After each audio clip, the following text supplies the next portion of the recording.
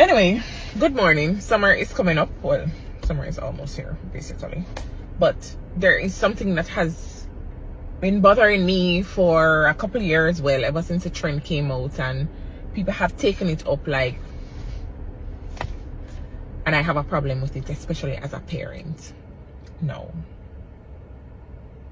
When I want to have a wonderful family day with my child, my mother, my other family members, etc., and I decide that the venue for that family outing or family time is the beach, I do not want to go to the beach and see you and your man and your friends.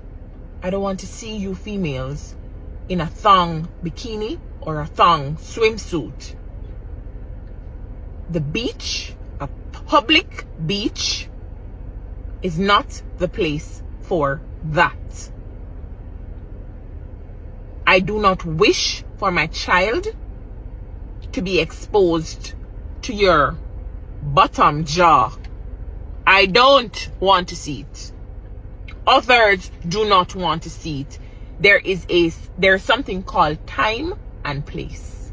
Public beach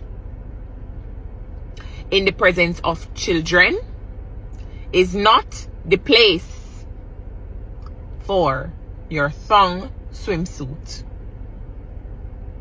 Okay?